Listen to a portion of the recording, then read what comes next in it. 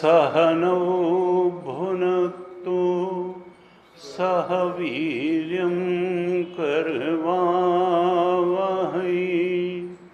तेजस्विनावधीतमस्तु मा विद्विषावहै।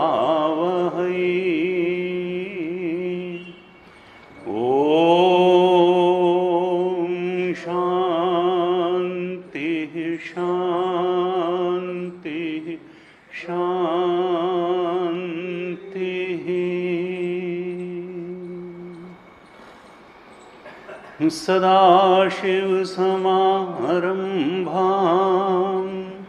शङ्कराचार्यमध्यमाम् अस्मदाचार्यपर्यन्तां वन्दे गुरुपरम्पराम्।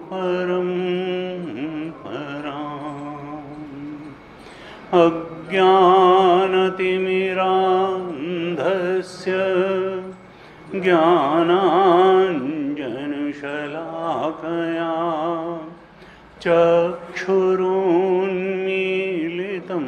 येन तस्मै श्री गुरवे नमः। तस्मै श्री गुरवे नमः।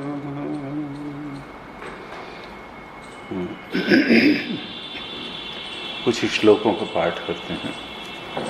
104 श्लोक से पाठ करेंगे। 104 आप दोहराइए।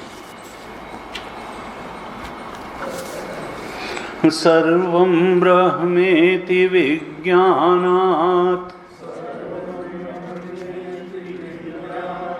इन्द्रियग्रामसंयमः यमोऽयमिति सम्प्रोक्तः अभ्यसनीयो मुहुर्मुहुः। सजातीयप्रवाहश्च विजातीयतिरस्कृतिः नियमो हि परमानन्दः नियमात् क्रियते बुधैः। त्यागः प्रपञ्चरूपस्य चिदात्मत्वावलोकनात् त्यागो हि महतां पूज्यः। सद्यो मोक्षमयो यतः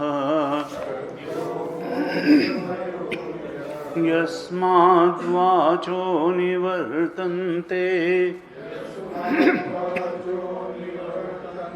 अप्राप्य मनसा सह यन्मौनं योगिभिर्गम्यम् तद्भवेत् सर्वदा बुधः। वाचो यस्मान्निवर्तन्ते तद्वक्तुं केन शक्यते। प्रपञ्चो यदि वक्तव्यः सोऽपि शब्दविवर्जितः। इति वा तद्भवेन्मौनं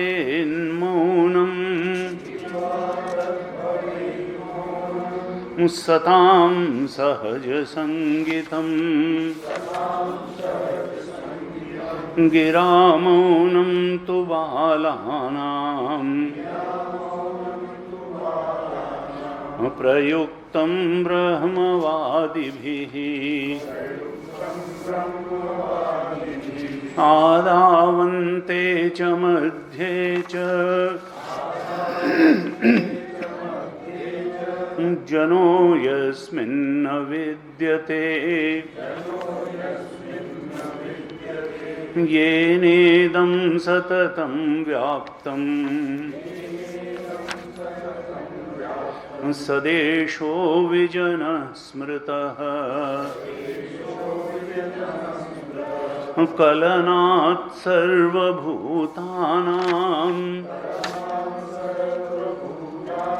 ब्रह्मादीनां निमेषतः कालशब्देन निर्दिष्टः यखण्डानन्दद्वयः सुखेनैव भवेद्यस्मिन् अजस्रं ब्रह्मचिन्तनम् आसनं तद्विजानीयात्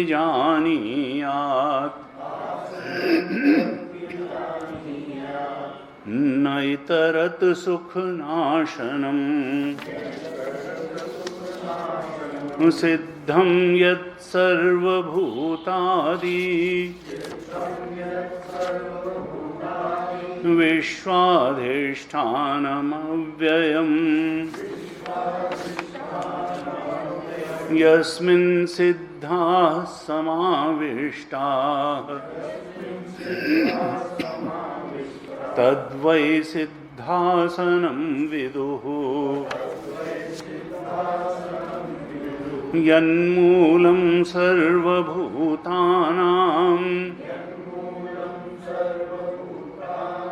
यन्मूलं चित्तबन्धनम् मूलबन्धः सदा सेव्यः योगोऽसौ राजयोगिनाम्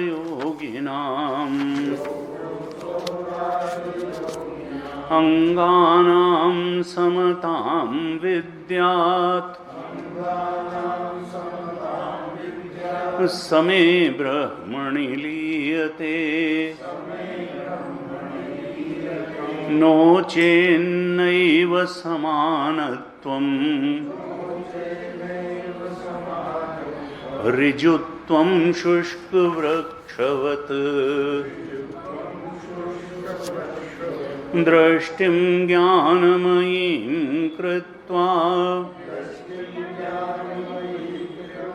पश्येद् ब्रह्ममयं जगत् सा दृष्टिः परमोदारा न नासाग्रावलोकिनी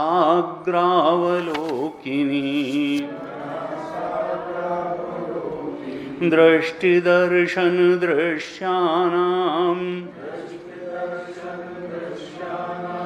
विरामो यत्र वा भवेत्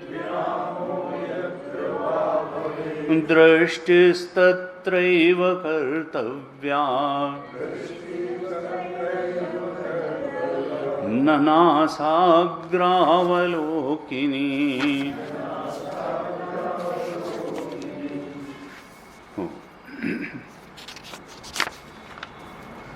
भगवान शंकराचार्य ने 15 अंग बताए, जिसमें 8 तो योग दर्शन जैसे ही हैं, यम नियम आसन प्राणायाम प्रत्याहार धारणा ध्यान समाधि। 102 और 3 श्लोकों में इन 15 अंगों को पहले क्लासिफाई किया, बता दिया। 8 तो इसमें योग के अंग ही हैं और 7 और बातें भी बताई। त्यागो मौनम देश काल मूलबंध देह साम्य और दृक स्थिति, ये 7 बातें और बताई। तो ये 8 और 7 15, कुल 15 अंग, और कहा ये निदिध्यासन के अंग हैं। अनेक अनेक शास्त्रों में, ग्रंथों में, संप्रदायों में इन नामों का चलन है, प्रचलन है, लेकिन अर्थ सब लोग अपने अपने अनुसार करते हैं। जैसे आसन और प्राणायाम और ध्यान, ये 3 जो चीज़ें हैं ये तो समाज में बहुत ही प्रचलित हैं। आसन करते हैं, प्राणायाम करते हैं, ध्यान करते हैं, लेकिन अब ध्यान कैसे किया जाए, उसका आलम्बन क्या हो, उसका तरीका क्या हो। प्राणायाम भी अनेक प्रकार के हैं, आसन का क्या वास्तविक अर्थ है। तो यहाँ भगवान शंकराचार्य ने इन 15 के 15 जो अंग हैं उनका वेदांतिक अर्थ बताया कि देखो, हर संप्रदाय में या हर दर्शन में जो उनका अर्थ किया गया है वो कुछ गलत नहीं है, लेकिन साधना को ही सिद्धि समझ करके जीवन भर साधक के रूप में ही बने रहना ये लक्ष्य नहीं है। लक्ष्य तो होता है साधना करके कहीं पहुंच जाना, सिद्ध हो जाना। हर साधना का लक्ष्य सिद्ध होना है। अनंत काल तक साधना करते रहना ही साधना का लक्ष्य नहीं होता। कुछ पाने के लिए कुछ किया जाता है। अगर वो पा रहे हैं या उस लक्ष्य की तरफ कुछ सार्थक रूप से बढ़ना हो रहा है, तब तो उस साधना का कुछ प्रभाव है। और अगर खाली हम रूटीन में एक साधना ही हुई चली जा रही, तो फिर उस पर तो हमको पुनर्विचार करना पड़ेगा कि हमको कुछ परिवर्तन करना चाहिए, या कौन सा तरीका है जिससे हम लक्ष्य की ओर तेजी से बढ़ें। यहाँ भगवान शंकराचार्य इन सब अंगों का, जिनके शब्दों के बारे में हम कमोवेश परिचित ही हैं, उनका वेदांतिक ढंग से अर्थ कर रहे हैं कि वेदांत की दृष्टि में इन यम नियम आसन प्राणायाम प्रत्याहार धारणा ध्यान समाधि त्याग मौन देश काल मूल बंध देह साम्य दृष्टि, इसका अर्थ क्या है, वेदांतिक अर्थ बताते हैं। तो शब्द तो प्राचीन है, लेकिन यहाँ अर्थ जो भगवान शंकराचार्य कर रहे हैं ये नवीन है। और ये अंत में लक्ष्य तो ब्रह्मबोधि अपरोक्षानुभूति है। परम सत्य की अपरोक्षानुभूति ही मनुष्य जीवन का लक्ष्य है। उस अपरोक्षानुभूति तक ये सब शब्द, ये साधना के निदिध्यासन के अंग किस प्रकार से पहुंचाते हैं, ये भगवान शंकराचार्य बताने वाले। हमने 2 अंगों पर चर्चा की थी पिछली कक्षा में, यम और नियम। यम का अर्थ भगवान शंकराचार्य ने, हमने योग दर्शन के भी अर्थ किए थे यम नियम के, लेकिन भगवान शंकराचार्य ने क्या अर्थ किया, ये एक बार फिर से अपने विचार में ले लें। 104 श्लोक में यम के को बताते हुए कहा था, सर्वम ब्रह्मेति विज्ञानात् इंद्रियग्राम संयमः यम अयम इति संप्रोक्तः अभ्यसनीयः मुहुर्मुहुः। किस यम शब्द से इंगित कौन सी साधना है जिसका बार बार साधक को अभ्यास करना चाहिए, मुहुर्मुहुः बार बार अभ्यसनीय है। कहा सर्वम ब्रह्मेति विज्ञान, सब कुछ ब्रह्म ही है। इस ज्ञान पर आधारित जो इंद्रिय संयम है वही यम है। ज्ञान आधारित संयम, जबरदस्ती का संयम नहीं, क्योंकि परमात्मा ने आंख दी है तो देखने के लिए दिए, आंख बंद क्यों करें, कान बंद, जिह्वा है तो स्वाद तो आएगा। हाँ, ये है कि जो इन इंद्रियों का और इंद्रिय विषयों का, इंद्रिय ज्ञान का, उस ज्ञान को ग्रहण करने वाली बुद्धि का भी जो आधार है, आलंबन है, उस पर दृष्टि रखो, ये कहना चाहते। यम का अर्थ क्या है?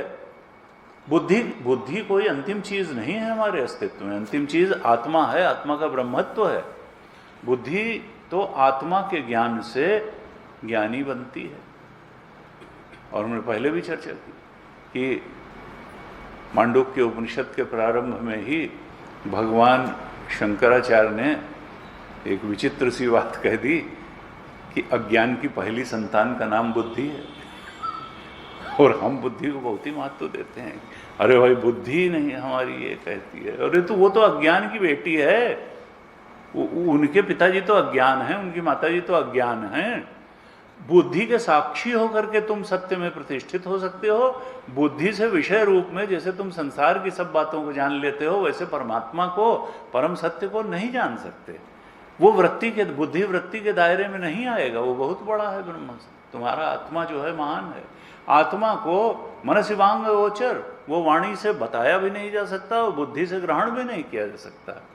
हाँ, यह है कि जानत तुम्हें हो जाए। वो जो है, जब हम बुद्धि वृत्तियों के साक्षी होते हैं तो उस शुद्ध चेतन स्वरूप में हमारी प्रतिष्ठा हो जाती है।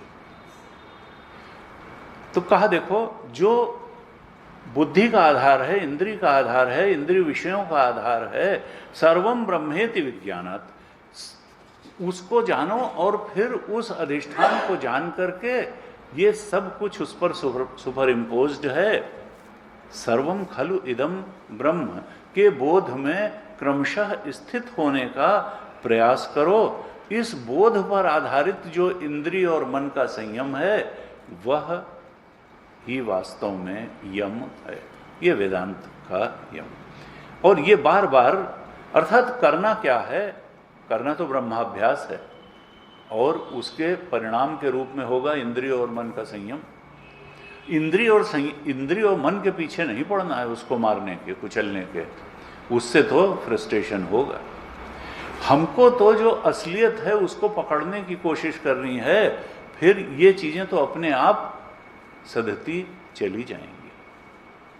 ज्ञान दृष्टि बनानी है, ब्रह्म दृष्टि बनानी है। जब हम ऐसा करेंगे तो संयम स्वयं सधेगा। क्योंकि इंद्रियां भागती हैं सुख पाने के लिए, मन भागता है सुख पाने के लिए, और कोई उद्देश्य नहीं है इस संसार में भागने का। सुखाय कर्माणि करोति लोका। इंद्रियों की चंचलता सुख पाने के लिए ही होती है, मन की चंचलता सुख पाने के लिए ही होती है। और वो सुख का सागर अगर अंदर ही लहराता हुआ मिल जाएगा तो ये अपने आप भागना वहाँ छोड़ देंगी जहाँ से इनको वो सुख की प्राप्ति नहीं होती जितना इनको संसार प्रॉमिस करता है। कहा देखो, अपने आनंद स्वरूप का बोध होने से इंद्रिय और मन संयम क्रमशः, जैसे जैसे वो बोध होगा, स्वतः संयम सधता चला जाएगा। ये यम की परिभाषा करी थी हमने पिछली कक्षा में, इसकी चर्चा हुई। 105 श्लोक में नियम की बात करी। नियम कहा, सजातीय प्रवाहश्च विजातीय तिरस्कृति। जो वृत्ति का सजातीय प्रवाह है, किस वृत्ति का सजातीय प्रवाह?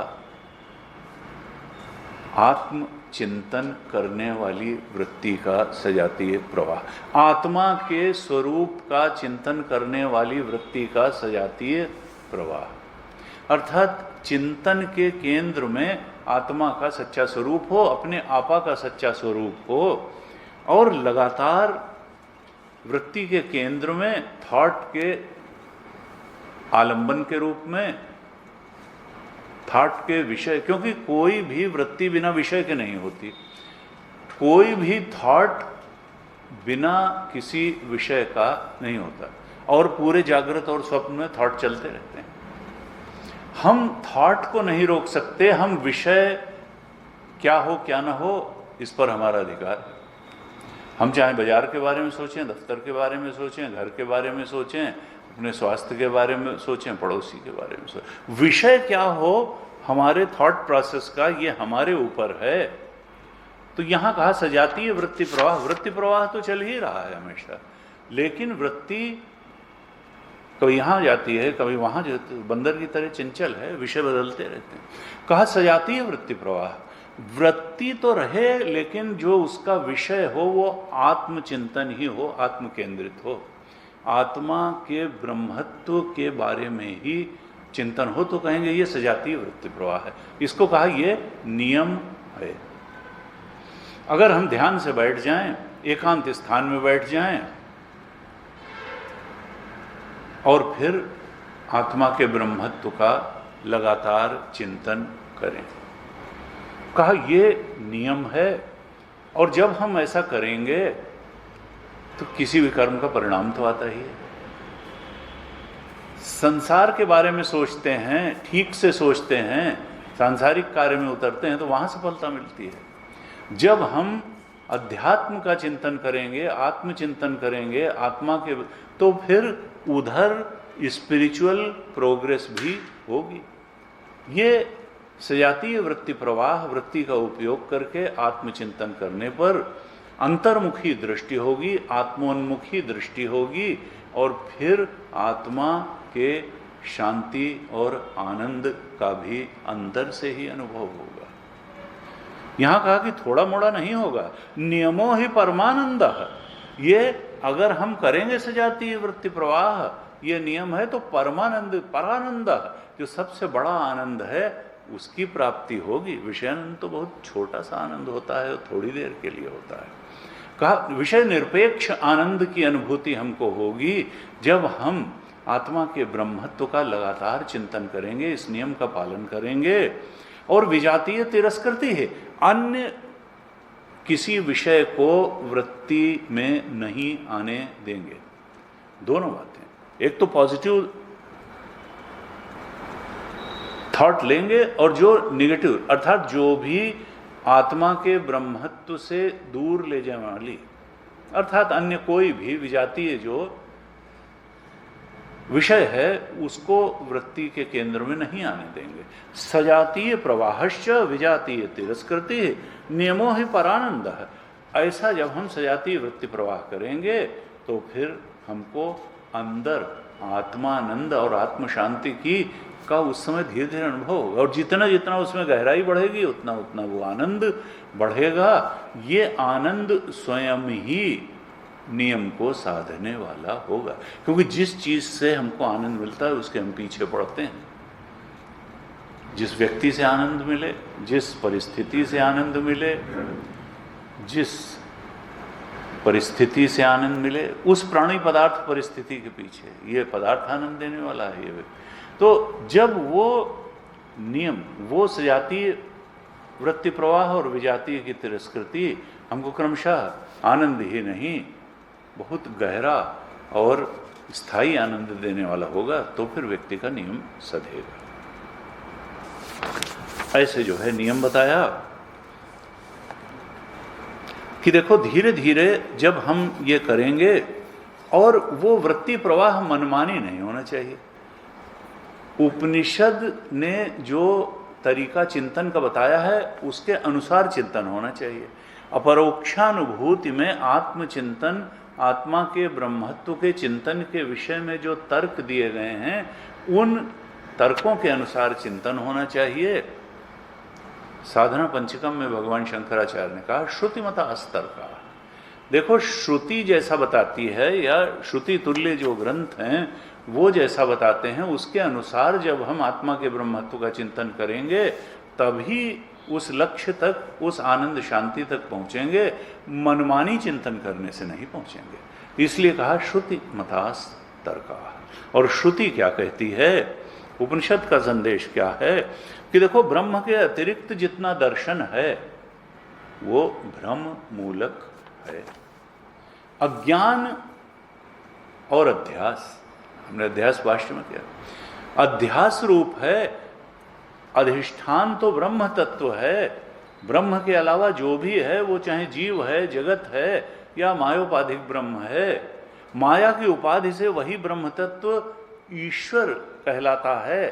पंचभूत की उपाधि से वही तत्व ब्रह्म तत्व जगत कहलाता है, और अज्ञान की उपाधि से वही ब्रह्म तत्व जीव कहलाता है। ये जो जीव जगत ईश्वर का त्रैत है, ये उपाधि के कारण वह एक तत्व तीन रूप में अनुभव में आता है और वास्तव में उपाधि मिथ्या है। ईश्वर ही सत्य है, वो जो अधिष्ठान ब्रह्म तत्व है वही सत्य है। न पंचभूत की उपाधि सत्य है, न माया की उपाधि सत्य है, न अज्ञान की उपाधि सत्य है।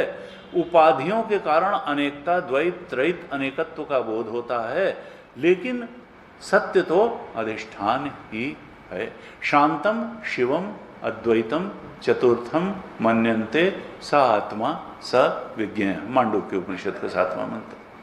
वो शांत है, वो शिवम है, कल्याणकारी है, वो अद्वैत तत्व है। शांतम शिवम अद्वैतम, वो चतुर्थ है, वो न जागृत है, वो न स्वप्न है, न वो सुषुप्ति है। ये तो अवस्थाएं हैं, आने जाने वाली हैं। 2 अवस्थाओं को हटा के तीसरी अवस्था आती है, और जो आने जाने वाली चीज होती है वो सत्य नहीं होती। त्रिकालेति तिष्ठति इति सत्यम, जो तीनों कालों में रहती है, सत्य तो वही का। देखो, वो जो सर्वाधिष्ठान ब्रह्म तत्व है उसका चिंतन करोगे, यही नियम है। वही आत्मा है, वही जानने योग्य है। कहा ब्रह्मातिरिक्त जो दर्शन है भ्रम मूलक है। चेतन का विजातीय असल में कुछ होता ही नहीं है। सत्य तो चेतन ही है और चेतन ही आनंद है। वेदांत कहता है कि देखो, द्वैत की वास्तव में सत्ता नहीं है, द्वैत भ्रम है। सत्ता तो अद्वैत की ही है, सब अद्वैत है। अगर उस अद्वैत तत्व के बोध में हम प्रतिष्ठित हो जाएं तो आज और अभी यहीं हम परमानंद स्वरूप हैं। ऐसे 105 श्लोक में नियम की व्याख्या भगवान शंकराचार्य ने की। अब आते हैं 106 श्लोक में त्याग के ऊपर। त्याग क्या है? तो त्याग के बारे में भी काफ़ी समाज में भी चर्चा है और साधु सन्यासियों में भी बड़ी चर्चा होती है कि भाई ये बहुत बड़े त्यागी हैं। अब भगवान शंकराचार्य वेदांत के अनुसार त्याग क्या है इसका निरूपण करते हैं। कहते हैं, त्यागः प्रपंच रूपस्य चिदात्मत्व अवलोकनात् त्यागो हि महतां पूज्य सद्यो मोक्ष मयो यतः। कहते हैं, त्यागः प्रपंच रूपस्य, ये जो प्रपंच है असल में सत्य के बोध में प्रतिष्ठित होना। कब होगा? जब असत्य से पीछा छूटे, जब असत्य का त्याग हो और आत्मचेतन के अलावा सब कुछ असत ही है। ये प्रपंच जो है ये चेतन नहीं है, ये जड़ है। और सत्ता तो चेतन की है। तुलसीदास यह चिद विलास जग बूझत बूझत बूझे साधो कहीं न जाए। ये हमको जड़ दिखाई दे रहा है। तुलसी बाबा कहते हैं ये चिद विलास है, ये सृष्टि चिन्मयी है। जड़ता अज्ञान जन्य भ्रांति है। जड़ का कोई वास्तविक अस्तित्व नहीं है। झूठ हो सत्य जाहि बिनु जाने, जिम भुजंग बिनु रज पहचाने, जहि जाने जग जाए हेराई, जागे जथा सपन भ्रम जाए।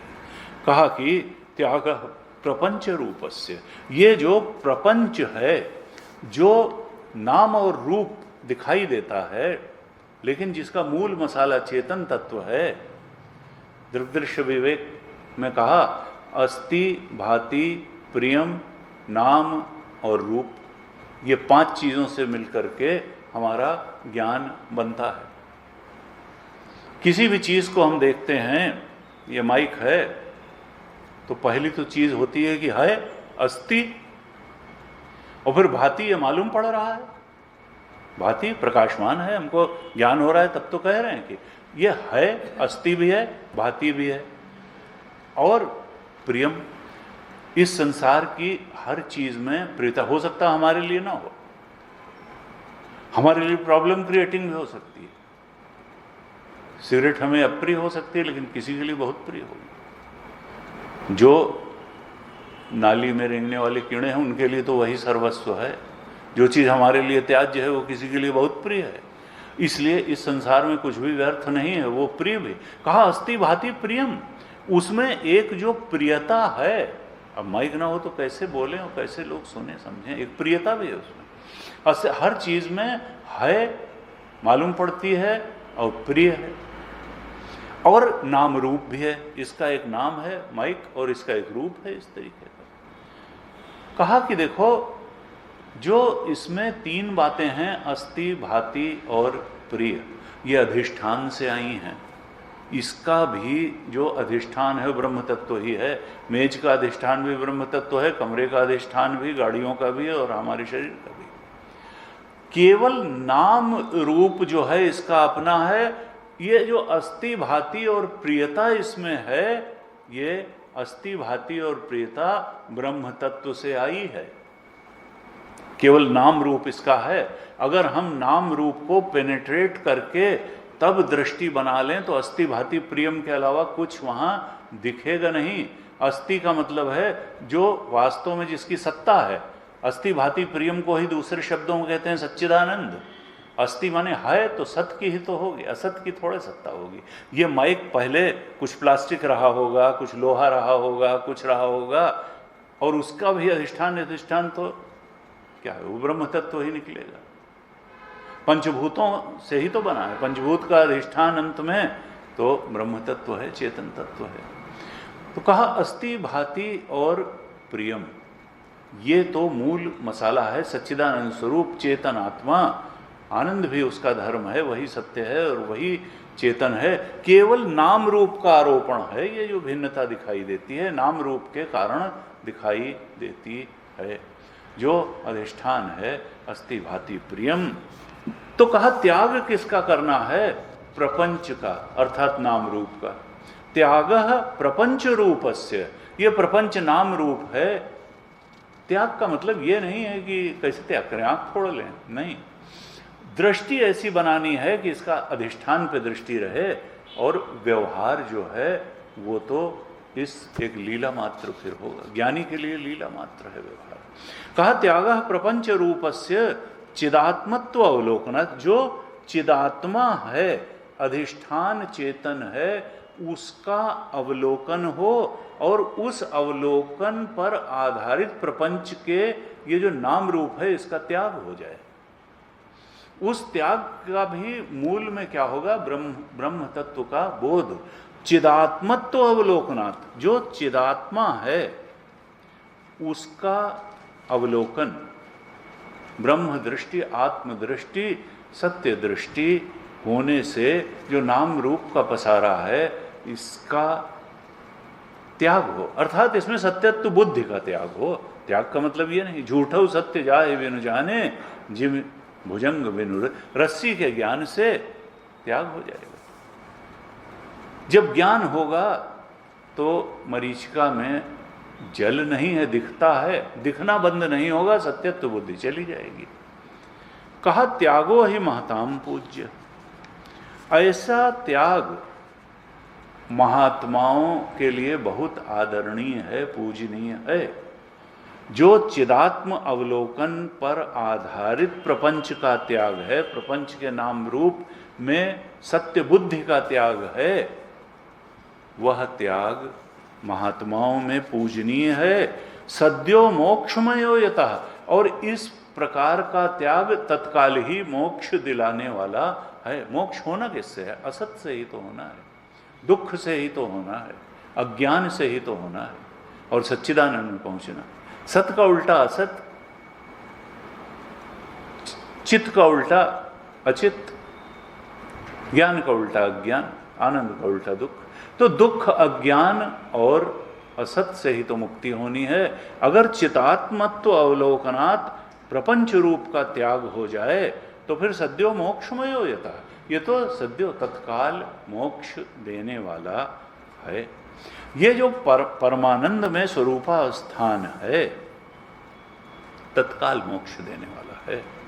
अर्थात दृष्टि क्या हो? जो ईशावास्य उपनिषद का प्रथम मंत्र जो दृष्टि बनाने को कहता है कि ईशावास्यमिदं सर्वम यत् किंचित जगत्याम जगत तेन त्यक्तेन भुंजीथाः माँ गृध कस्य स्वित धनम। ईशावास, इस सारी सृष्टि को तुम परमात्मा से आच्छादित कर दो। परमात्मा ही असल में है, दिखाई देती है ज्ञान के कारण, सृष्टि दिखाई देता है जीवत्व। ईशा, तुम तो इसको परमात्मा से कवर कर दो। अब कवर करने का क्या मतलब है? कहा असल में कवर करने का मतलब है डिस्कवर करना। कवर तो है यही, उसको उसी जो कवर्ड है नाम रूप से, वो नाम रूप हटा करके डिस्कवर कर लो परमात्मा को, जो जिस पर ये नाम रूपी कवर जो है लगा हुआ है। आच्छादित कर दो, डिस्कवर करो, डिस्कवर कर दो, कवर ना। कहा देखो, ईशावास्यमिदं सर्वम यत्किंचित जगत्याम, इस जगत में जहां तक सृष्टि में सृष्टि तुमको दिखाई देती है, वो सब उसमें अधिष्ठान रूप में ब्रह्म तत्व, चेतन तत्व ही है। उस चेतन को देखने की दृष्टि जुटा लो। अर्थात कहना क्या चाहते हैं, ये हमको दिखता कहाँ है? असल में हमको बाहर बाहर नहीं दिखता है, ये हमको प्रतीति होती। किसी भी चीज़ वस्तु की अगर इंद्रियों द्वारा मन में इमेज न बने तो हम उसको जान मान नहीं सकते हैं। असल में हम इस पर वेस्टर्न फिलॉसफी में भी वो कहते हैं कि we never know things in themselves, चीज़ें कैसी हैं उसको हम कभी नहीं जानते हैं। हम तो उनका जो इमेज हमारी बुद्धि में कैमरा इमेज बनता है जैसे, उसी को जानते हैं। हम तो वह वस्तु जब आँख कान आदि से आकर के एक आकार हमारी बुद्धि में ग्रहण करती है, तब हम उस आकार को पहचानते हैं। अर्थात हम हमेशा थिंग्स इन देमसेल्व्स को नहीं जानते, हम इमेज को ही जानते हैं उनकी, क्योंकि हमारी जानने का इक्विपमेंट वही है, उसका तरीका वही है। तो कहा कि देखो वो, और ये इंद्रियां सही सूचना नहीं देती हैं, ये इंद्रियां अधिष्ठान को नहीं दिखाती हैं, ये केवल नाम रूप को दिखाती हैं। इसलिए वो जो अधिष्ठान ज्ञान है वो चिंतन, एकाग्र बुद्धि से, शास्त्र से अनुग्रहित चिंतन द्वारा ही पाया जा सकता है। वो इंद्रियां नाम रूप की इमेज ही दिखाती रहेंगी और उसी को सत्य बताती रहेंगी। कहा नहीं, तुम डिस्कवर करो नाम रूप के। ईशावास्यमिदं सर्वम यत्किंचित जगत्याम जनम तेन त्यक्तेन भुंजी था, वहां भी त्याग की बात कही कि देखो त्याग पूर्वक भोग करो, क्योंकि भोग में व्यक्ति जब उसी को जीवन में सर्वोपरि महत्व देने लगता है, त्याग को नहीं महत्व देता है, तो फिर वो सही बात को पकड़ने में उसकी बुद्धि असमर्थ हो जाती है। कहा इसलिए त्याग पूर्वक भोग करो। वहाँ भगवान शंकराचार्य ने कहा, वहाँ कहा त्याग क्या करो, तो कहा देखो सारी इच्छाएं असल में 3 इच्छाओं में ही समाहित हैं व्यक्ति की, और वो है पुत्रेषणा, वित्तेषणा, लोकेषणा। सुत वित्तलोक ईसना तीनी, केहिकय मति इन्ह कृत न मलिनी।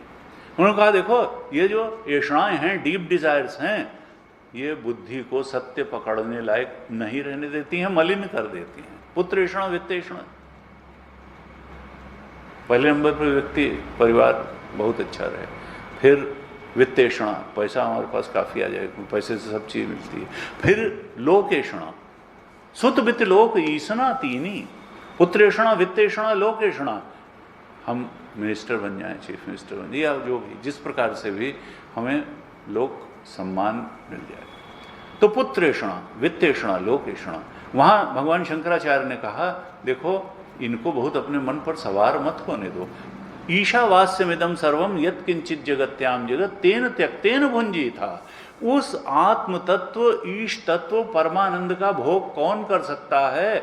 जो इन वाले आनंदों का थोड़ा त्याग करने में समर्थ होगा। पुत्रेषणा, वित्तेषणा, लोकेषणा का जो त्याग कर पाएगा वही ईशावास्यमिदं, वही डिस्कवर कर पाएगा अधिष्ठान को। इसलिए जो बुद्धि को अभिभूत, और तुलसी बाबा ने तो कह दिया कि हिकय मति निकृत न मिलनी, ये सुतवित लोक, ईसना, ये जो 3 डीप डिजायर्स हैं, पुत्रेषणा, वित्तेषणा, ये बुद्धि को मलिन, और सात्विक बुद्धि, अत्यंत निर्मल बुद्धि ही उस परम सत्य को पकड़ सकती है। अर्थात क्योंकि उस आत्मा का शुद्ध और निर्मलतम जो मन है उसी में एकदम वैसा ही प्रतिबिंब पड़ जाएगा जैसी आत्मा। योग दर्शन में तो कहा, जब मन की शुद्धि पुरुष जैसी हो जाती है, बस तब कैवल्य हो जाता है। जब मन इतना शुद्ध हो जाएगा जितना परमात्मा शुद्ध है, तो मन और परमात्मा में कोई अंतर ही नहीं। ये मन परमात्मा ही, मांडूक्य में भी हमने चर्चा की, ये मन चेतन ही निकलने वाला है, परमात्मा ही, आनंद स्वरूप ही निकलने वाला है। तो कहा त्यागो ही ऐसा जो चिदात्मा अवलोकनात् जो त्याग है प्रपंच रूप का, वो महात्माओं के लिए भी पूजनीय है, श्रेष्ठ है और तत्काल ही मुक्ति देने वाला है। अर्थात क्या कहना चाहते हैं, मांडूक्य में भी कहा, चित्त से भी वैराग्य हो और चैत्य से भी वैराग्य हो। चित्त में ही तो हर चीज मालूम पड़ती है, और चैत्य का मतलब है जो विषय मालूम पड़ते हैं, चित्त के विषय। चित्त भी एक इल्यूसिव चीज है, चित्त भी एक भ्रांति जन्य उपलब्धि है, और चित्त में अनुभव होने वाले पदार्थ भी आत्म तत्व नहीं है, चित्त भी आत्मा नहीं, वो सब हैं आत्मा, लेकिन ये नाम रूप का रूप है। तो कहा कि देखो, चित्त से भी आसक्ति का त्याग हो और चैत्य से भी आसक्ति का त्याग हो, तो फिर ये दोनों ही आत्मरूप ही निकलने वाले हैं, विषय भी और वह विषयों को चिंतन करने वाला चित्त भी। तो चित्त और चिंतन वाले विषय दोनों ही बिना हुए ही भास रहे हैं, अस्तित्वहीन होकर भी भास रहे हैं। जगत में आत्म तत्व के अलावा जो भी भास रहा है वो चित्त या चैत्य, वो अज्ञान जन्य क्रिएशन है, भ्रांति जन्य क्रिएशन है। सत्य तो अद्वैत है। अब इसीलिए भागवत जी में कहा कि देखो, त्याग का मतलब, कई बार हम जिस चीज का त्याग करना चाहते हैं उसी का चिंतन प्रारंभ हो जाता है, कई बार जिसको हम ग्रहण करना चाहते हैं उसका तो चिंतन होता ही है। तो हम चले थे त्याग करने, और जिसका हम चिंतन करेंगे उसका त्याग कर चुके फिर। तो कहा देखो, त्याग और ग्रहण के चक्कर में मत पड़ो, तुम तो सत्य के चक्कर में पड़ो, तुम तो ब्रह्म का चिंतन करो, चिदात्मा अवलोकनात्, तुम तो उस आत्म तत्व का चिंतन करो जिसका त्याग होना है, वो अपने आप होता चला जाएगा जब सत्यत्व बुद्धि है। इसीलिए हम किसी की प्रशंसा करते हैं, किसी की निंदा करते हैं। असल में प्रपंच की क्या प्रशंसा करना और क्या निंदा करना। भागवत जी के 11वें स्कंध के 28वें अध्याय का दूसरा श्लोक हमने पहले भी चर्चा की। वहां भगवान कहते हैं कि देखो, यहां कुछ भी प्रशंसनीय और निंदनीय नहीं है। जिसका कोई अस्तित्व ही रियल नहीं, वहां काहे की प्रशंसा करना और काहे की निंदा करना। अगर हम उस परमात्म बोध की तरफ बढ़े हैं तो ठीक है, और नहीं बढ़े हैं तो हमको बढ़ने का प्रयास करना चाहिए। यहां हम जब किसी की प्रशंसा या निंदा के फेर में पड़ते हैं तो हम असत्य के फेर में पड़ते हैं, असत्य अभिनिवेशता। हमको सत्य का चिंतन करना है, असत्य के चक्कर में बहुत नहीं, न त्याग न ग्रहण। कहा इसमें उलझना नहीं है। संसार का चिंतन असल में न त्याग के लिए हो न ग्रहण के लिए हो, नहीं तो हम त्याज्य या ग्राह्य के फेर में पड़ जाएंगे, उलझ जाएंगे।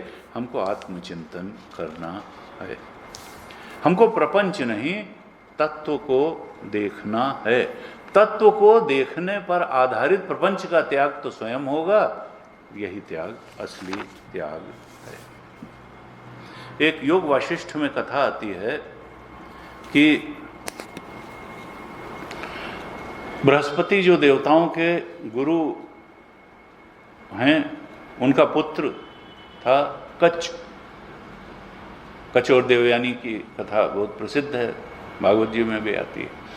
तो वो कच्छ गया और सब वेद वेदांगों का अध्ययन करके लौटा और कहते हैं कि स्थूल उपलब्धि से सूक्ष्म उपलब्धि ज़्यादा अहंकार बढ़ाने वाली होती है।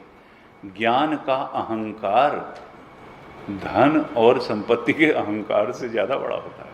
वो जब लौटा तो उसको लगा कि मैं अपने पिता से ज़्यादा बड़ा विद्वान हो गया हूँ। तो पहला काम तो उसने ये किया कि अपने पिता का चरण स्पर्श नहीं किया। और बृहस्पति समझ गए कि जो असली, क्योंकि विद्या ददाति विनयम, विद्या अगर सही में उसको मिली है, कुछ सच्ची बात अच्छी बात मालूम पड़ी है, तो वो तो विनय ही होना चाहिए। विद्या ददाति विनय, और विनय ददाति पात्राम, विनय से ही पात्रता आती है और पात्रता से ही फिर सत्य का ज्ञान। कहा कि अगर तुलसी ने कहा विद्या बिनु विवेक उपजाए, विनय न उपजाए विवेक न उपजाए तो विद्या व्यर्थ है।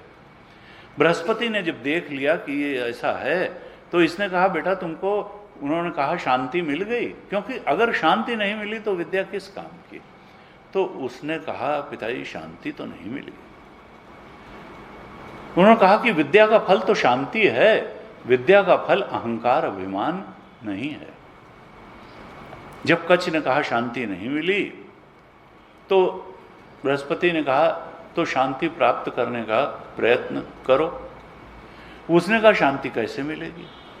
बृहस्पति ने कहा त्याग करने से शांति मिलती है, त्याग करो। कच्छ गया और 1 वर्ष तक तमाम तीर्थों में घूमता रहा और करीब करीब उसने कुछ अपने साथ बहुत रखा नहीं था। जब लौटा 1 साल बाद पिता ने कहा क्या शांति मिली? उसने कहा नहीं, शांति नहीं मिली। तो उन्होंने फिर कहा कि त्याग करो। तब वो दंड कमंडल लेकर के, पहली बार घूमा था उसने दंड कमंडल का त्याग कर दिया, दंड कमंडल का भी त्याग कर दिया और घूम करके आया। तो पिता ने कहा शांति, उसने कहा नहीं, शांति नहीं मिली। तब उसने कहा अब क्या करें? अब तो केवल एक कौपीन धारण करके, अब कौपीन का भी उसने त्याग कर दिया, लगोटी जो थी, और अवधूत वेश में घूमा। फिर लौट के आया 1 साल बाद, कहा शांति, उन्होंने कहा शांति नहीं मिली। उन्होंने कहा फिर त्याग करो। अब उसने कहा अब क्या त्याग करें, ये शरीर ही तो बचा है। तब उसने बनाई चिता और उसने कहा अब मैं इस शरीर का ही त्याग करूंगा। जब उन्होंने देखा कि अरे ये तो अग्नि में प्रवेश करने जा रहा है, तब बृहस्पति ने पकड़ा और कहा कि देखो शरीर का त्याग करने से शांति नहीं मिलेगी। एक शरीर जाएगा, वासना के अनुसार दूसरा शरीर फिर मिल जाएगा। शरीर तो जने कितने त्यागे गए तो शांति थोड़ा मिल गई। शरीर से त्याग से अगर शांति मिलती होती तो इस जीव ने जने कितने शरीरों का त्याग किया और कितने शरीर में रहा तो शांति मिल गई होगी। कहा देखो ये वासना अनुसारी तुम्हारी वासना अगला शरीर फिर बना लेंगी, तो वासना के त्याग से शांति मिलेगी, शरीर के त्याग से शांति नहीं मिलेगी। जिन वासनाओं ने ये शरीर बना रहा वही वासनाएं वही प्राप्त अगला शरीर बना लेगा। तो वासना त्याग से शांति मिलेगी। जब तक शरीर में वासना है, जब तक शरीर में मैं मेरा की भ्रांति है, तब तक देह त्याग कहाँ हुआ? वो तो अगला देह फिर, अगला देह फिर। तो त्याग करना है तो मैं मेरा का त्याग करो। इस शरीर में जो मैं बुद्धि और मेरा बुद्धि है उसका त्याग करो, वासनाओं का त्याग करो, अज्ञान का त्याग करो, चित्त का त्याग करो और चैत्य का त्याग करो। ऐसा त्याग ही सर्व का त्याग है। हमने पहले जब अध्यास भाष्य में चर्चा की थी तो कई तरह के अध्यास की चर्चा की थी। तो मुख्य रूप से चर्चा करी थी, एक होता है अर्थाध्यास और एक होता है संसर्गाध्यास और एक होता है ज्ञानाध्यास। पड़ी है सीप, लेकिन उसमें भ्रम होता है कि चांदी है। इतना तेज प्रकाश है, चमकती है दूर से, गंगा किनारे चलिए, बालू में सीप पड़ी हुई है, तेज प्रकाश है तो लगता है चांदी है। तो अब है तो सीप, लेकिन लगता क्या है कि चांदी है। और फिर यह होता है कि चांदी मेरी हो जाए। चांदी है और चांदी मेरी। तो जब है के बारे में अध्यास हो जाता है, भ्रांति हो जाती है कुछ और जो नहीं है वो लगने लगता है कि है, तो इसको कहते हैं अर्थाध्यास। जो मूल बात है, मूल वस्तु है, वही छिप गई और जो सुपर इम्पोज थी, जो थी नहीं, उस रूप में वो वस्तु दिखने लगी, तो ये अर्थ का ही अध्यास हो गया। इसको कहते हैं अर्थाध्यास, यानी मूल वस्तु ही में भ्रांति हो गई। और फिर उसको ले करके हम अपने को बहुत कुछ मानने लगे, तो कहा ये है, फिर संसर्गाध्यास हो गया कि ये चांदी मेरी, चांदी है और चांदी मेरी, ये है संसर्गाध्यास। और ये दोनों ही हैं ज्ञानाध्यास, क्योंकि अध्यास कहाँ होता है, बाहर थोड़ा होता है। रस्सी को अगर सांप जाना तो वो रस्सी में कहीं सांप थोड़ा है, वो तो ज्ञानाध्यास है। हमारे ज्ञान में ही भ्रांति होती, इसलिए अज्ञान बुद्धि में है और उसकी निवृत्ति भी बुद्धि से ही होती है। संसार से संसार की निवृत्ति नहीं होगी, बुद्धि से संसार के और संसार के आकर्षण की निवृत्ति होगी, उसमें सत्यत्व बुद्धि की निवृत्ति होगी, क्योंकि अज्ञान बुद्धि में ही है, अज्ञान प्रत्यय। तो कहा देखो, ये तो एक सीप का और चांदी का तो दृष्टांत था, असल में है आत्मा, और उसमें देह का अध्यास हो गया कि, और फिर कहने लगा मैं देह में मैं भाव हो गया, बजाय आत्मा के ब्रह्मत्व में मैं भाव होने के देह में मैं भाव हो गया, अर्थाध्यास हो गया। अर्थ था आत्मा का ब्रह्मत्व, लेकिन हमने सूक्ष्म शरीर और स्थूल शरीर में मैं बुद्धि, उस पर जो सुपर इम्पोजिशन था, जो था नहीं, जो चांदी स्थानीय था, सीप में चांदी का अध्यास हो गया, आत्मा में देह का अध्यास हो गया, जो मैं था नहीं वो मैं मालूम। और फिर कहा संसर्गाध्यास कि चांदी मेरी, संसर्ग। अब जब उसमें महत्व बुद्धि हो गई, सब हो गया, और उसमें अस्तित्व बुद्धि भी हो गई, अस्थि बुद्धि भी हो गई, प्रिय बुद्धि भी हो गई, महत्व बुद्धि हो गई, सुख बुद्धि हो गई, तो उसने कहा कि देह मैं, और फिर कहा कि ये मेरा। चित्त के बारे में कहा चित्त मेरा और चित्तमय, मन मेरा और मैं, चित्तमय, मनमय, बुद्धिमय, चित्तमय, और ये मेरा, उसमें आने वाली थॉट मेरी, उसमें आने वाले सुख दुख मेरे। तो कहा ये मैं और मेरा के बारे में बहुत इसी को तुलसीदास जी ने कहा, मैं और मोर तोरते माया जय बस की नहीं जीव निकाया। और भगवान शंकराचार्य कहा कि दो ही अज्ञान प्रत्यय हैं, अहम ऐशाम ममेते, मैं के बारे में और मेरा के बारे में। और यही अगर चले जाएं तो विहाय कामान्य सर्वान पुमांश्चरति निस्पृह निर्ममो निरहंकार सशांतिम अधिगच्छति। गीता में कहा जो इस मैं और मेरे से मुक्ति पातक के सच्चे स्वरूप को जान लेता है, जो अहम के सच्चे यानी मैं के सच्चे स्वरूप को जान लेता है, जो मम के मेरा के सच्चे स्वरूप को जान लेता है, वही शांति में अधिगच्छति, वही ब्रह्मबोध है। निर्ममो निरहंकार सशांति। तो इस प्रकार से कहा, जब बृहस्पति ने अपने पुत्र को समझाया कि देखो इनसे ऊपर उठना है, ये अर्थाध्यास और संसर्गाध्यास, जो तुमने चित्त को मैं और मेरा, चित्त विषयों को मान रखा है, चित्त इसके सुख दुख की अनुभूतियों को मेरा मान रखा है, इसको मैं मान रखा है, इससे ऊपर उठ जाओ, इसका त्याग करो। आत्म चिरात्म अवलोकनात्, और अपने को आत्म तत्व जानो। तो यही जो है सच्चा त्याग है। अब होता क्या है कि वस्तु परमात्मा की जो सृष्टि है वो दुखदायी नहीं है।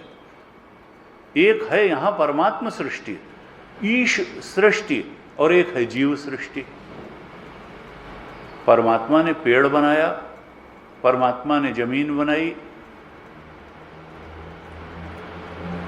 जब उस परमात्मा ईश सृष्टि में हम जीव सृष्टि करते हैं, भाई पेड़ उगे हुए हैं और उन्होंने कहा ये बाग मेरा और ये खेत मेरा और ये खेत तुम्हारा और ये पेड़ तुम्हारे और ये पेड़ तो ईश सृष्टि, वो तो भगवान ने तो पेड़ बनाया था, उसके फल खाओ, उसकी छाया में बैठो, उसका आनंद लो। धरती जो है जहां पे जीव सृष्टि हुई, मैं मेरा हुआ, तो बस वो दुख का कारण। जीव सृष्टि दुख का कारण है, ईश सृष्टि असल में दुख का कारण नहीं है। और हम सोच सोच करके चीज़ों को बढ़ाते हैं और दुख का सृजन करते हैं। एक संत एक कथा सुनाते थे कि एक बार दो किसान, पहले इस तरह की मॉडर्न सोसाइटी नहीं थी, अब तो बहुत बदल गया, तो एक चौपाल में बैठे हुए थे दो किसान और मजे में बात कर रहे थे। तो एक ने पूछा दूसरे से कि भाई इस साल तुम गन्ना किस खेत में लगाना चाहते हो? तो उस दूसरे ने कहा कि जो तुम्हारे घर के बाहर, तुम्हारे दरवाजे के बाहर हमारा खेत है, उसमें इस साल हम सोच रहे हैं गन्ना बो दें। तो पहले वाले ने कहा कि देखो ऐसा है कि तुम इस साल उसमें गन्ना मत बो, तुम किसी और में बो। उन्होंने कहा क्यों? उन्होंने कहा क्योंकि इस साल हमारा भैंस खरीदने का मन है। तो उसने कहा तुम इस साल भैंस मत खरीदो, क्योंकि अगर तुम भैंस खरीदोगे और तुम्हारे दरवाजे के सामने हमारा गन्ने का खेत होगा, फिर भैंस जाएगी तो वो उसमें चरेगी, फिर झूठ मूठ झगड़ा होगा, तो तुम इस साल भैंस मत खरीदो। उसने कहा तुमसे क्या, हम भैंस खरीदेंगे? उसने कहा हम गन्ना बोएंगे। अब इसी बात में हुई, तो उसने कहा तो फिर तो लाठी चलेगी। उसने कहा ऐसे कैसे? उसने, पहले वाले ने उठाई अपनी लाठी और उसने जमीन पे बनाया। उसने कहा ये रहा खेत और ये रही भैंस। उसने कहा देखो गई मेरी भैंस तुम्हारे खेत में। अरे भाई पशु है, छूट के कभी जा सकता है, तो क्या इसमें क्या? ये भैंस गई, एक लकीर खींची, कहा ये गई तुम्हारे खेत में, कर लो क्या करोगे। उसने उठाई लाठी और अब झगड़ा शुरू हो गया, खूब लाठी चली और मुकदमा दायर हो गया और फिर कोर्ट में पहुंच गया। जज ने कहा कि भाई तुमने क्यों लाठी मारी इसको?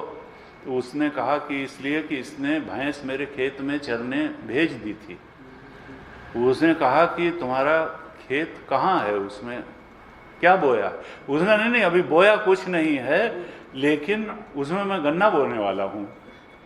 उसने कहा अच्छा, तो तुम्हारी भैंस जो है जो गई और तुम कहते हो कि भैंस की टांग तोड़ने के लिए इसने लाठी मारी, तो भैंस तुम्हारी कहाँ है, कब खरीदी, कितने की खरीदी? उसने कहा नहीं भैंस अभी खरीदी नहीं है, लेकिन मैं खरीदने वाला हूँ। अब वो संत कहते थे कि देखो ऐसे ही किसानों के समान हम सब हैं, न कहीं मैं है न कहीं मेरा है, न भैंस खरीदी गई न गन्ना बोया गया और झगड़े में मैं और मेरे के पड़े हुए हैं। कहा यहाँ परब्रह्म परमात्मा में दूसरी चीज कभी पैदा ही नहीं हुई, न हो सकती है, चेतन में परिणमन होता नहीं, लेकिन मैं और मोर तोर तय माया। कहा हम लोगों की उसी झगड़े करने वाले किसानों की हालत है कि जो चीज़ हो ही नहीं सकती उसके बारे में मैं मेरा करके झगड़ा चालू है। जन्म जन्म से झगड़ा चालू और चालू रहेगा जब तक सत्य के बोध में प्रतिष्ठा नहीं होगी। कहा ये जो प्रपंच है ये आकाश में नीलिमा के समान भास रहा है, अस्तित्वहीन होकर भी भासता है, इसमें बहुत उलझने की आवश्यकता नहीं है। कहते देखो संसार का स्वरूपतः त्याग नहीं किया जाता है, इसमें सत्यत्व बुद्धि का ही त्याग होता है। ये प्रपंच का जो रूप दिखाई दे रहा है वो वास्तव में चिदात्मा ही है। प्रपंच के रूप में इसको न देख करके तत्व के रूप में देखें, बस तब जो है ये त्याग वास्तविक त्याग है। यही प्रपंच का त्याग है। असल में जो अधिष्ठान है, जो तत्व है, वस्तु है, उसके रूप में प्रपंच को न देखना और नाम रूप के आरोपण के रूप में देखना, यही तो आसक्ति का कारण। कहा महात्मा उसी त्याग को आदर से स्वीकार करते हैं, अर्थात वो दृश्यत्व का, प्रपंचत्व का त्याग करते हैं, वो प्रपंच का त्याग नहीं करते हैं। प्रपंच में जो सत्य बुद्धि बैठी है उसका त्याग हो। त्यागः प्रपंच रूपस्य चिदात्मत्व अवलोकनात् त्यागो हि महताम पूज्य सद्यो मोक्ष मयो यत। ये ऐसा जो त्याग है ये परमानंद और स्वरूपावस्थान को प्राप्त कराने वाला है। इसके पश्चात भगवान शंकराचार्य 3 श्लोक मौन के ऊपर लिखते हैं, 107, 8 और 9। 3 श्लोकों में मौन के बारे में बताया, क्योंकि त्याग के बारे में भी बहुत भ्रांति है। वस्त्र त्याग करने वाले को कई बार त्यागी मान दिया जाता है। कहते विचित्र साधना करने वाला ज़्यादा आकर्षित कर लेता है व्यक्ति को। अरे वही ऐसे खड़ेश्वरी बाबा हैं, उन्होंने बैठने का ही त्याग कर दिया, लेटने का त्याग है, खड़े। तो कहा देखो जो परम सत्य के बोध की तरफ बढ़ाए वो त्याग है, शरीर को कष्ट देने वाला त्याग नहीं। अब मौन के बारे में कहते हैं कि देखो मौन की भी बड़ी महिमा है। कई बार तो नाम ही होता है मौनी बाबा, मौनी बाबा। और अगर बोलने लगे तो कल ही खुल जाएगी ज्ञान का स्तर क्या। इसलिए मौनी बाबा रहना ज़्यादा अच्छा है, सेफ है, सेफ है। चेले अपना बताते रहेंगे भाई ऐसे ऐसे ऐसे। मौनी बाबा का देखो अखंडानंद महाराज कहते थे कि एक बार ऐसा हुआ कि मैंने भी असल में फक्कड़ संत भी घाट घाट का पानी पी करके तब परम सत्य और जो सत्य मार्ग है वहाँ तक आते हैं, तो उनका भी यही था। मक्कड़ साधु थे बहुत से। तो उन्होंने कहा एक बार मैं 13 महीने मौन रहा। बाद में, और उस समय क्या था, अपने ही अतीत के बारे में व्यक्ति फिर निर्णय देता है और क्या किस मन दशा के कारण वो हमने साधना अपनाई, उसका क्या परिणाम हुआ, ये बाद में समझ में आता है। उनका उन 13 महीने में मैंने ये 2 तोले की जीभ हिलाना तो बंद कर दिया, लेकिन 5 शेर का ये सिर हिलाते थे, हाथ पैर हिलाते थे। उन्होंने कहा कि मौन चित्त की शांति के लिए होता है। अगर चित्त में विक्षेप बना रहे तो फिर मौन का लाभ क्या है। चित्त अगर अशांति ही बना रहा तो फिर ऐसा मौन किस काम का। अरे जीभ भगवान ने 2 तोले की दी है, बोल लो, क्योंकि जब तुम बोलोगे नहीं, कम्युनिकेट करना ही है, तो 10 तरीके से हाथ नचाओगे, सिर नचाओगे। अरे तुम गूंगे बहरे स्कूल के वो छोड़ो, ये अपना जो है तो बोल लो। कहा देखो मौन के बड़े आयाम हैं। धर्मशास्त्र का मौन है कि हवन करते समय न बोले, तो ठीक है, उसकी अपनी उपयोगिता है। जप के समय मौन रहा जाता है, पूजा के समय मौन, स्तुति करनी है तो भगवान नाम उच्चारण करना है तो उच्चारण करो, फिर उसमें मौन रहने की बात नहीं है, भगवान की स्तुति करो। कहते हैं ये व्यवहार आचार शास्त्र कहता है कि स्नान के समय और भोजन के समय में मौन रहना चाहिए। तो वो मौन के अलग अलग एक स्तर हैं। भक्ति का मौन भगवान से बातें करना, परमहंस जी करते थे। और एक साधनाओं में यह भी बताया था काष्ठ मौन, जैसे जो लोग मौन रखते हैं, लिख के बात करते हैं, जेस्चर्स से बात करते हैं, सिर हिला करके, हाथ हिला करके, लिख के। और एक है साधना में काष्ठ मौन, जहाँ संकेत भी नहीं किया जाता है, काष्ठ मौन, लेकिन लिखते वो लोग भी हैं, क्योंकि कम्युनिकेट तो करना है, सिर वे नहीं हिलाते, जेस्चर्स नहीं करते। और मौन को बहुत बड़ा तप भी माना जाता है। अखंडा जी महाराज कहते थे कि मैं एक बार गंगोत्री जा रहा था तो एक साधु मिले जो 18 साल से मौन थे। 18 साल बाद उन्होंने मौन तोड़ा अपना, और उसके बाद जब मौन तोड़ा तो घूम घूम करके जिस महात्मा के पास जाएं, जिस आश्रम में जाएं, जिस कुटिया में जाएं, वहाँ यही कहें कि देखो मेरा एक शिष्य था, बंबई का सेठ था बहुत बड़ा, वो मुझे 20 रुपया हर महीने देता था खर्चे के लिए, और वहाँ पर एक आ गए और साधु, उन्होंने अपना चेला उसको बना लिया और मेरा 20 रुपया जो मिलता था बंद करवा दिया। जब बोलना शुरू किया तो यही बोले चले जाएं, अर्थात कोई उससे सत्य के बोध में प्रतिष्ठा नहीं हुई। 18 साल मौन रहने के बाद भी राग द्वेष जैसा का तैसा बना रहा। ऐसे मौन से कोई लाभ नहीं। अगर साधना में प्रगति होती हो तो ठीक है, किसी के विरुद्ध वाणी खुली तो दूसरे के विरुद्ध प्रचार। संत लोग कहते हैं भाई देखो, ऐसे मौन रहना हो तो जहाँ पर व्यक्ति का लाभ होता है, 4 पैसे मिलने वाले हैं, वहाँ पर लोभ के बल पर अपमान सह करके भी लोग चुप रह जाते हैं। तो केवल जीभ को रोके रहने का नाम मौन नहीं है। मौन क्या है 3 श्लोकों में बता रहे हैं। 107 श्लोक में कहते हैं, यस्मात् वाचो निवर्तन्ते अप्राप्य मनसा सह यन् मौनम योगिभिर्गम्यम तद भवेत् सर्वदा बुध। यस्मात् वाचो निवर्तन्ते, ये देखिए, ये उपनिषद का वाक्य है, हम लोगों ने पढ़ा भी है पहले। यतो वाचो निवर्तन्ते अप्राप्य मनसा, उपनिषद में ही आता है, यन मनुषा न मनुते ये नाहुर मनोमतम तमेव ब्रह्मत्वं विद्धि नेदम यदिदम उपासते।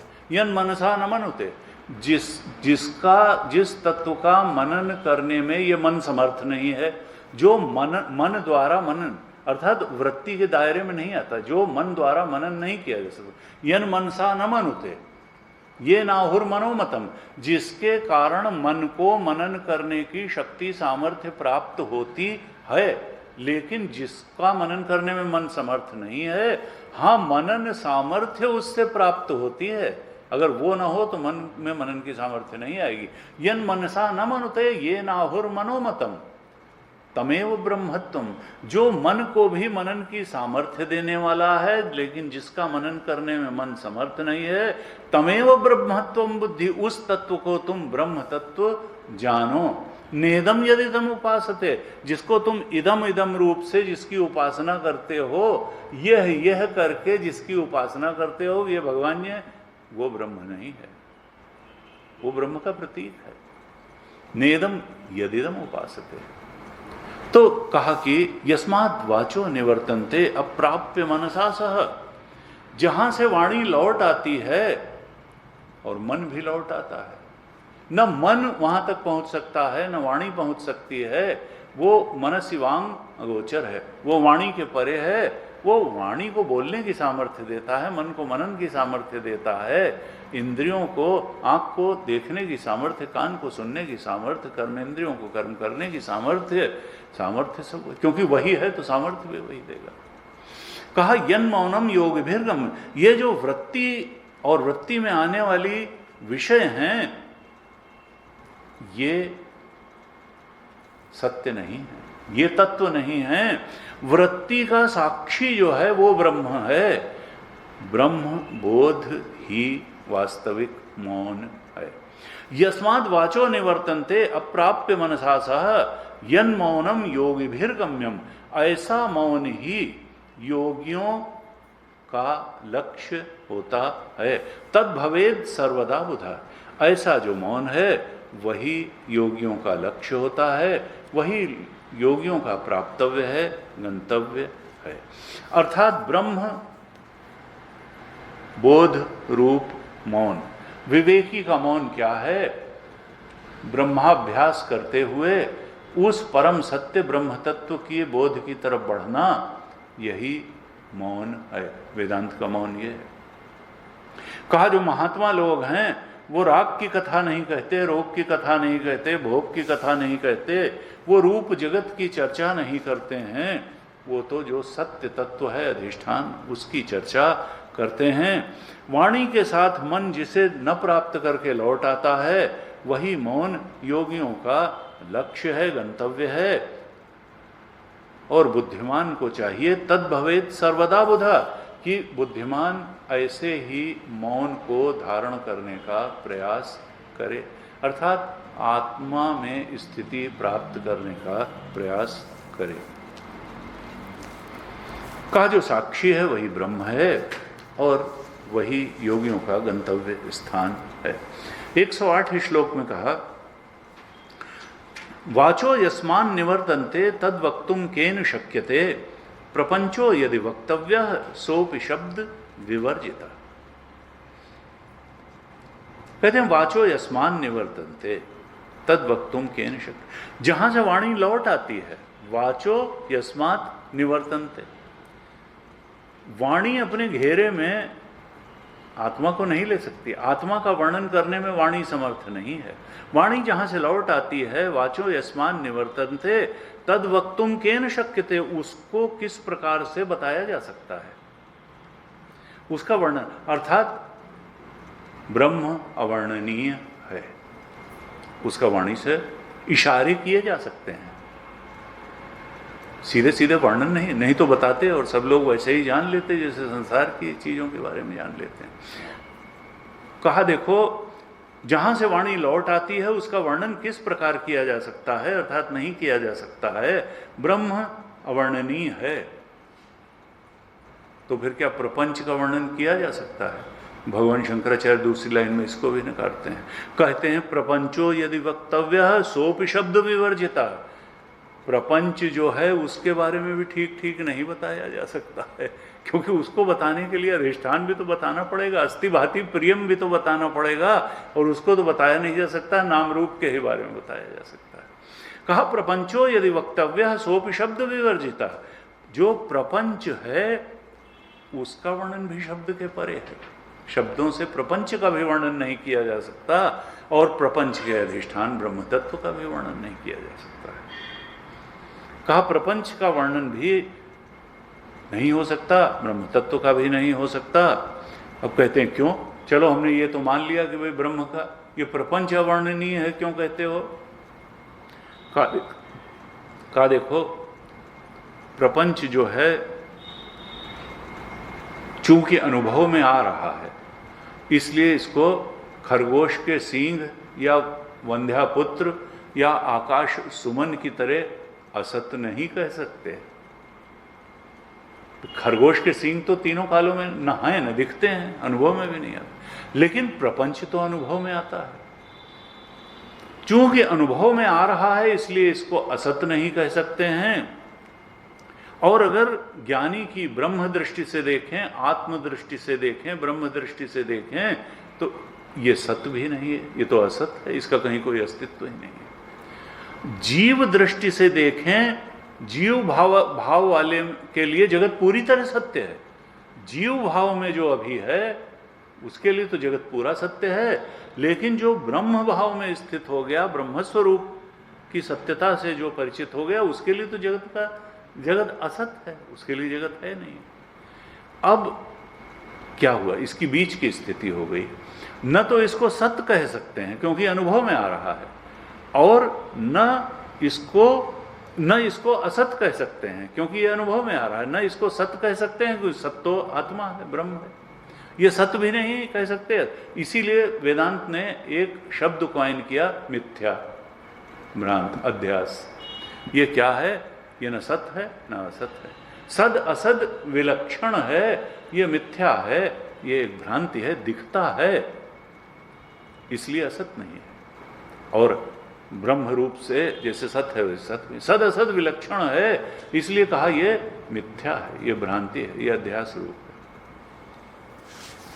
कहा ऐसे विचार करके भागवत जी में कहा कि जो ज्ञानी है वो मौन हो जाता है, क्योंकि ब्रह्म के बारे में कुछ बोला नहीं जा सकता है, जगत का भी वर्णन नहीं हो सकता है, तो फिर बोलें क्या? दो ही चीज के बारे में तो बोल सकते हैं। कहा कि कहते ही बात झूठ हो जाती है। जब हम उसके सत्य स्वरूप का निरूपण करते हैं तो असल में सत्य तो वाणी के घेरे में आता ही नहीं, इशारे हो सकते हैं। वेदांत इशारे से ही उस चीज को बताता है। वेदांत क्या तरीका अपनाता है, किस प्रकार से इंगित करके उसको बताता है ब्रह्म तत्व को, उस तत्व को बताना है जो बताया ही नहीं जा सकता है। इसके लिए वेदांत लक्षणों का सहारा लेता है, लक्षणा द्वारा बताता है। वेदांत हमारे परंपरा में 3 प्रकार की लक्षणा बताई गई। थोड़ा सा टेक्निकल है, पहले भी हम चर्चा कर चुके हैं। एक होती है अजहत लक्षणा, एक होती है जहत लक्षणा और एक होती है भाग त्याग लक्षणा। क्योंकि लक्षण प्रमाणाभ्याम वस्तु सिद्धि, वेदांत का नियम है लक्षण और प्रमाण से ही किसी वस्तु की सिद्धि होती है।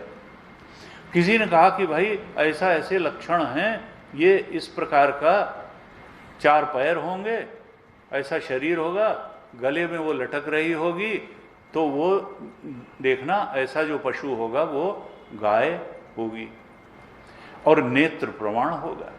नेत्र प्रमाण से जब उस प्रकार के लक्षण ठीक तरह से ज्ञात हो जाएंगे तो वस्तु सिद्धि हो जाएगी कि हाँ ये गाय है। लक्षण और प्रमाण से वस्तु की सिद्धि होती है। अब जो बताया नहीं जा सकता है, देखा नहीं जा सकता है वाणी जिसमें, तो कहा कि उसकी सिद्धि कैसे होगी, उसके लिए क्या लक्षण है और क्या प्रमाण। कहा एक है अजहत, एक होती है अजहत लक्षणा। एक किसी चीज को ऐसे बताया जाता है कि जिसमें जो बात बोली जा रही है वो तो ग्रहण करी ही जाती है, और उसके अलावा भी और एलाइड अर्थ भी ग्रहण कर लिए जाते हैं। यानी जो कहा जा रहा है उस अर्थ को छोड़ा नहीं जाता है, लेकिन उतने ही तक सीमित भी नहीं रहा जाता है। अजहत लक्षण, जो कहा गया उस अर्थ को नहीं छोड़ा गया, लेकिन अन्य अर्थ भी लिया गया।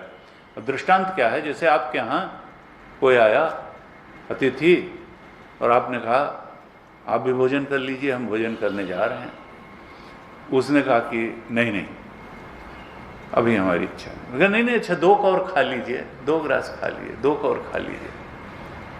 और उसने कहा ठीक, वो भी खाने बैठ गया। तो ये नहीं कि दूसरा कौर जैसे ही खाया होगा स्टॉप प्लीज ना, 2 कौर खाने का मतलब ये है कि 2 कौर भी खाएंगे और पेट भर के खाएंगे जितनी भूख होगी। यानी उस जो कही गई थी बात उसको तो छोड़ा नहीं गया। अजहत लक्षणा, जो कही गई थी बात उसको तो लिया गया, लेकिन और भी उसके साथ जो नहीं कहा गया था वो भी समझा गया। ये नहीं कि 2 कौर ही खा लीजिए, नहीं 2 कौर तो खाएंगे और पेट भर खाएंगे और भी खाएंगे। एक तो ये अजहत लक्षण करके कहा जाता है, और एक है जहत लक्षण, कि जहां जो बात कही गई है असल में वही अर्थ नहीं लेना है, अर्थ वो बात छोड़ करके जो उसका ध्वन्यार्थ है उसको ग्रहण करना है। शब्दशः जो शब्द कहे गए हैं वो अर्थ नहीं ग्रहण करना है। शास्त्र में इसका एक दृष्टांत बड़ा है, गंगायाम घोषः। उसका अर्थ होता है, किसी ने पूछा भाई तुम्हारा घर कहाँ है, तुम्हारा गांव कहाँ है, तो गंगायाम घोषः, गंगा में है हमारा गांव। तो गंगा में भला गांव हो सकता है? यानी क्या है, गंगा के तट पर हमारा गांव है, बस समझिए गंगा में ही है गांव। तो ये गंगा में नहीं होता। कहने का अर्थ ये है कि जो शब्द कहा गया उसका ध्वन्यार्थ लिया जाएगा, उस शब्द द्वारा जो कहा गया है वो अर्थ नहीं लिया जाए, शाब्दिक अर्थ को छोड़ दिया जाएगा, और जो अर्थ ध्वनित हो रहा है उसको लिया जाएगा कि हाँ गंगा के तट पर गांव है गंगा। तो इसको कहा जहत लक्षणा, अर्थात शब्द छोड़ दिए गए लेकिन जो उससे आशय है उसका ले लिया गया। एक तीसरी लक्षणा है, बताने का तरीका है बात को, उसको कहते हैं भाग त्याग लक्षणा। ये सबसे महत्वपूर्ण है। वेदांत इसी लक्षणा का सहारा लेकर के ब्रह्मबोध कराता है। भाग त्याग लक्षणा। भाग त्याग लक्षणा क्या है कि जिसमें जो शब्द कहे गए हैं उनको न तो पूरा पूरा लिया गया है न पूरा पूरा छोड़ा गया है, न तो शब्दशः अर्थ ग्रहण किया गया है और न उन शब्दों को पूरा छोड़ दिया गया है। यानी जो शब्द कहे गए हैं उनमें कुछ को तो वैसा को वैसा ग्रहण किया गया है और कुछ का ध्वन्यार्थ ग्रहण किया गया है, कुछ शब्दों को छोड़ दिया गया है। दृष्टांत क्या है? जैसे किसी ने कहा कि ये वही मनुष्य है जिसको कल हमने बाजार में सूटेड बूटेड देखा था, ये जो कल जिसको सजा धजा देखा था ये वही है। अब यहां पर क्या है कि हमने किसी और जगह देखा और पहले कहीं और देखा था, पहले किन्हीं और कपड़ों में और ड्रेस्ड देखा था और अब कहीं साधारण कपड़ों में किसी और जगह देख लिया। कहा ये वही मनुष्य है जिसको कल बाजार में सजा धजा देखा था। अर्थात स्थान को भी छोड़ दिया और वस्त्र को भी छोड़ दिया, लेकिन मनुष्य को ले लिया। भाग त्याग लक्षण, कुछ बात छोड़ दी, सजा धजा छोड़ दिया, स्थान बाजार भी छोड़ दिया, स्थान भी बदल गया, उसकी सजावट सजा धजापना बदल गया, लेकिन मनुष्य वही है जो सजा धजा था और जो उस स्थान में था है वही। तो मनुष्य ले लिया। भाग त्याग, कुछ चीजें छोड़ दी, कुछ भाग का त्याग कर दिया और कुछ ले लिया, पूरा नहीं छोड़ा न पूरा लिया। इसी प्रकार से जब वेदांत कहता है कि देखो जागृत और स्वप्न और सुषुप्ति में एक ही चेतन रहता है, तो इस तरह से वो बोध क्या कराता है कि देखो जागृत, स्वप्न और सुषुप्ति इनका त्याग करना है, और जो चेतन रहता है वो जो मनुष्य था वो बाजार में भी वही रहेगा, घर में भी वही रहेगा, ऑफिस में भी वही रहेगा, श्मशान घाट पे भी वही रहेगा, क्लब में भी वही रहेगा। कपड़े बदल जाएंगे, मुखमुद्रा बदल जाएगी, मनुष्य तो वही रहेगा।